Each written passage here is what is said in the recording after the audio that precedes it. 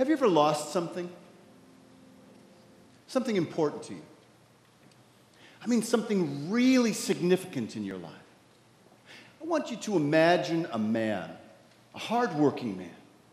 He's got no time for vacation. He's got no time for rest. He works hard every day. He takes care of sheep, and he's got 100 of them.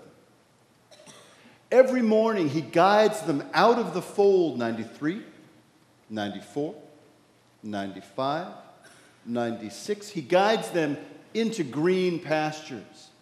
And he leads them, 97, 98, 99, 100.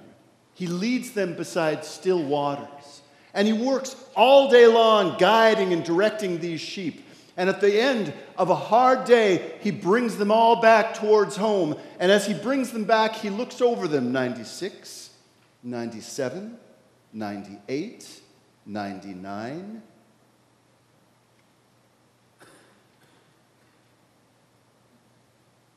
One evening, he finds out that one is missing. What does he do? Well, he leaves the 99 right there where they are in the wilderness, and he goes out into the fields and hills, and he's looking for the sheep that is missing because he knows all of his sheep, and he loves all of his sheep. And he needs to find that sheep that's missing. And he looks, and he looks.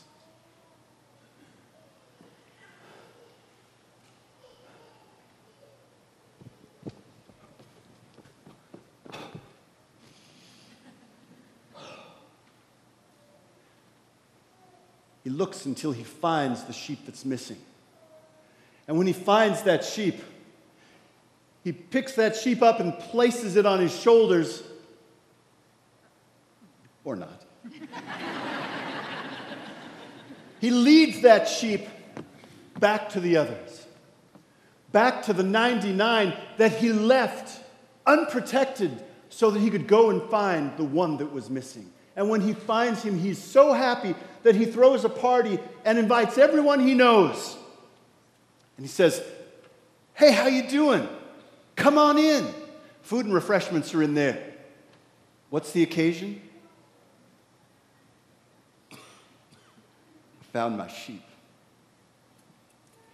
Listen, Jesus told this story, and he did not tell us the name of the shepherd, but I am going to tell you today the name of the shepherd. The shepherd's name is God Almighty. And every man and every woman and every child has been that lost sheep. And maybe, just maybe some of us still are. But God comes looking for us because he loves us and he wants to find us. And when he finds us, he's so happy. He is so happy that he throws a party. I want you to imagine a woman, a hardworking woman. Middle class?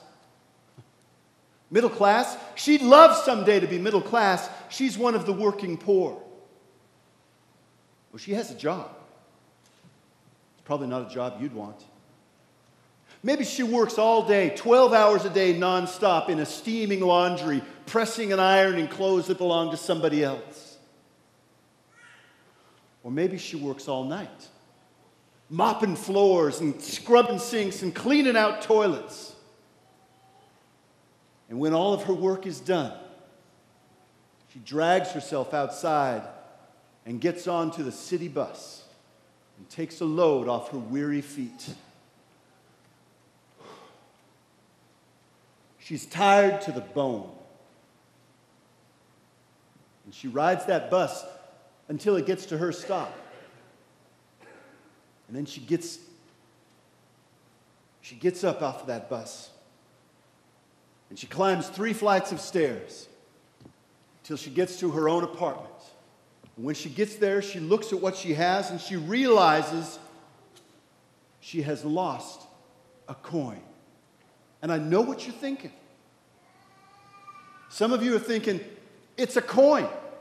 How much can it be worth? Get over it. But listen to me.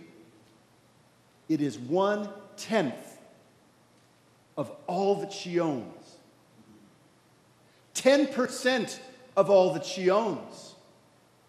What's your net worth? You do the math. She turns all the lights in the house on, doesn't she? And she moves the furniture and she sweeps the floor because she's got to find that coin.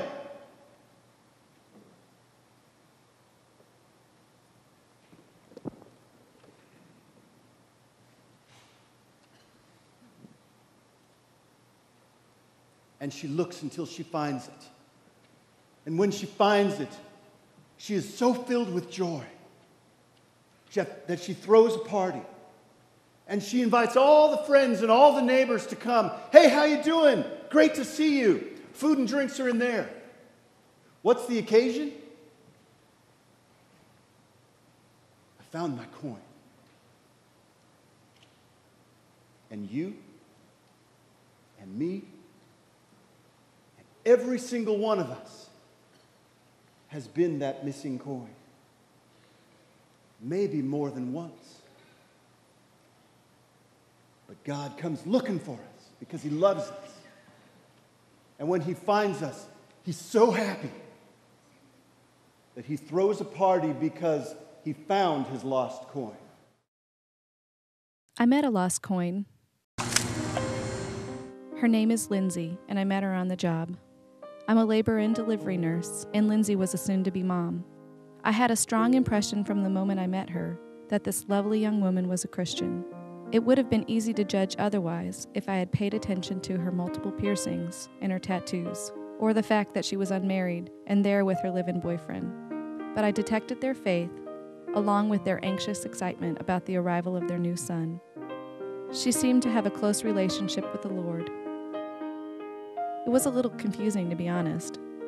Finally, when my care for them had finished, I felt free to ask, "Please, tell me your story." Lindsay was kidnapped from her mother at the age of 8. When she returned at the age of 12, she was addicted to methamphetamines and several other drugs. She ran away from home many times and was in and out of rehab. The last time she ran away, she ended up in Denver, working in a club. How can I say this nicely? She was working as an exotic dancer. Sometimes precious coins find themselves lost in the most filthy places. Lindsay was making money and her apartment became the party central. Drugs flowed freely. Her boyfriend Josh had been partying there long before they met and hooked up. But God stepped in and found Lindsay. She discovered she was pregnant. The club where she worked offered to pay for an abortion, so Lindsay went. Lindsay told the clinic workers that she didn't believe in abortion, but sometimes you do what you gotta do.